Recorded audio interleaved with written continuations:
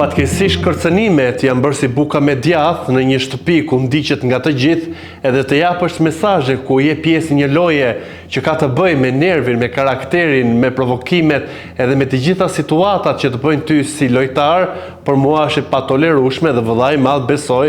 do këtë marrë vendimin e dur dhe me zarfin e zi që ndodhet në shtëpi, edhe pse protagonisti kryesor i zarfit është Labi, pasi e thirrri dhe vëllai i madh dje në dhomën e rrëfimit, e pyeti dhe ai dha komentin e tij se si ndihet për situatat ku ndodhet dhe për këtë zarf që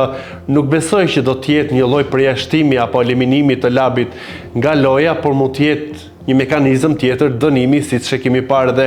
edicionin e shkuar që një javë përpara finales u fut një zarf i zi dhe i hoqi të drejtën atij që do të fitonte minus 20.000 euro nga çmimi i madh. Sigurisht që situatat orët e fundit sa kanë filluar dhe të shtohen midis konkurrentëve, ku kryesori vijon të jetë Labi me gjitha ngacmimet që bën, por edhe të tjerët nuk qëndrojnë jashtë. Çfarë ka bërë Labi? Sigurisht që ai ka thyer rregullat, ka futur emra nga jashtë, ka futur histori nga jashtë, si ishte ajo për Jozin që tha është dënuar, ka dhunuar, nga ana tjetër ka futur besimin fetar ku i është drejtuar Klodit që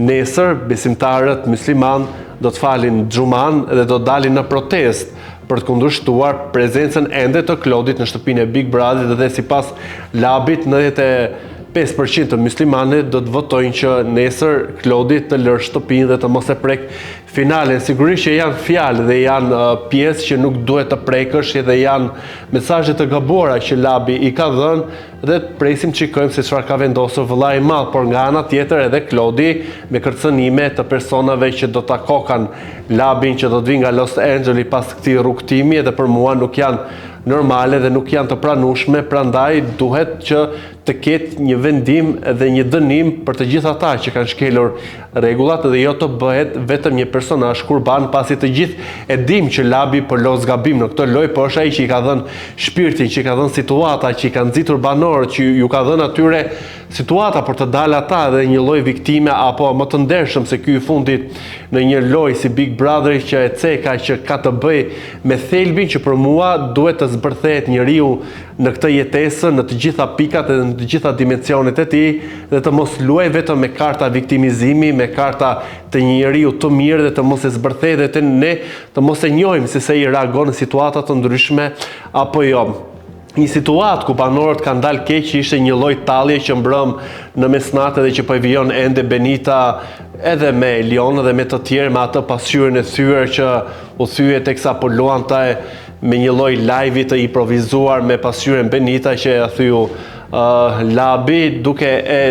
shkuar tek shtrati i tij, duke i prekur hapësirën private, duke e bullizuar, duke i qeshur, pastaj Eliona që u gajaste dhe për mua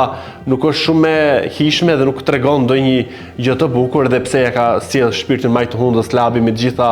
gjykimet apo dhe me të gjitha prekjet në familje që ka bërë Elionos, por nëse do donte tregonte një lloj maturie dhe një lloj fisnikërie, nuk mund të bënte pis siç është bërë me një fjalor që e ka ofenduar, i ka prekur familjen. Pra edhe të tjerët po bëjnë gabime që Labi është zhytur, por edhe këta po bëjnë pjesë e një pellgu balte me situata dhe me veprime jo të bukura. Sa kaq edhe babai Elionës fatkeqësisht është përfshirë në këtë situatë jashtë, po e dëgjoja që ishte në një video live në TikTok duke folur për Labin, çfarë pret jashtë, është kështu e është ashtu, nuk duhet që të përfshihen familjarët në këtë situatë, duke qenë të familjarët dhe familja e Labit ka reaguar duke thënë që pjesëtari i tyre familjes është bërë pjesë e një loje ku duhen gjërat të jenë fair play. Ata akuzojnë që ndaj tij po bëhet një lloj lufte me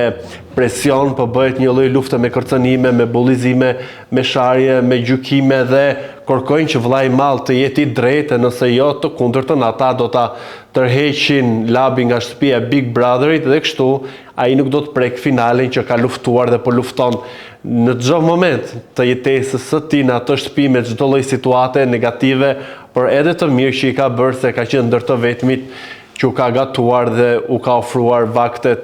të mira banorëve. Sa kaq ka një lloj tensioni midis Klodit dhe Londrimit që po i dëgjoja pak më parë ku flasin për gjëra që nuk kanë pasur guxim ti thë njëri tjetrit, jo ti ke mbajtur qëndrime, jo ti ke përdorur mua, jo ti nuk e qenë korrekt me miqësinë time. Besoj që jemi në një pikë ku tani më gjërat janë kuptuar dhe nuk ka nevojë për debate kaq shumë të egra në thojza apo për të ndarë shapin nga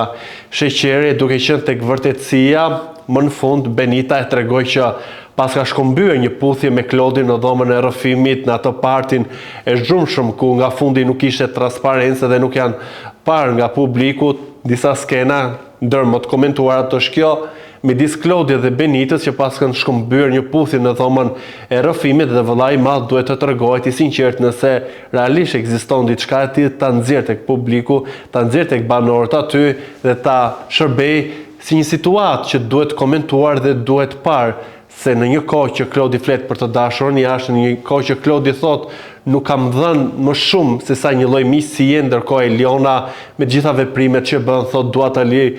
larg çdo prime, ndërkohë që çdo ditë ngacmon, e prek, e kafshon edhe zihen, grinden. I thot që ti do të nxjerrësh keq, i thot Klodi Elionës, ndërkohë edhe lundrimit i tha të njëjtën gjë që ti tenton të më nxjerrësh keq. Realisht e kemi parë supërtues të dy, Eliona dhe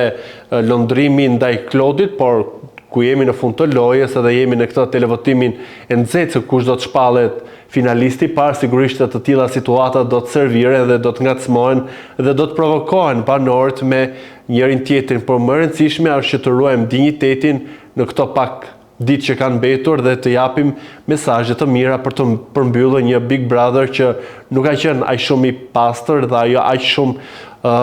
i pranueshëm edhe nga audienca, ka pasur një mal me kritika për gjitha situatat, por edhe për vetë personazhet që janë bërë pjesë e këtij kasti të edicionit të 4. Mbetet për të parë se si do të jenë zhvillimet e tjera, por kemi një shtëpi që është kundër Labit, që janë grupuar dhe e komentojnë lojën e tij, analizojnë, e bullizojnë, e shajnë, e përqeshin. Por kjo vjen si pasojë edhe vetë Labit që është kthyer, le të themi, e kam përmendur disa herë si një klon cirku që ju ka shërbyer banorëve në pjatën e tyre, këtë lloj figure, këtë lloj lojtari,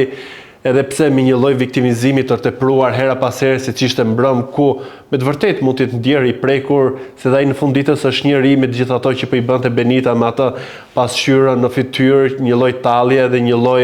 prekje të privatësisë që nëse do t'ja bënte Labi dikujt tjetër, sigurisht do të ishte ngritur me të madhe. Kjo është pak për shumë e sigurt. Gjua është përsuar, situatat janë shtuar, banorët janë çliruar nga çdo lloj, le të themi, kornize dhe po tregojnë deri ku do të arrijnë për të arritur në finale. Këto janë dhe mendimet e mia për situatat e fundit në shtëpinë e Big Brother, por më kryesorja, përveç se të jepni edhe ju komenti se si i keni parë dhe kush do doni të shpallet finalisti i parë, por edhe finalistët e tjerë, mos harroni të bëni edhe subscribe kanalit ton Koha Jon në YouTube.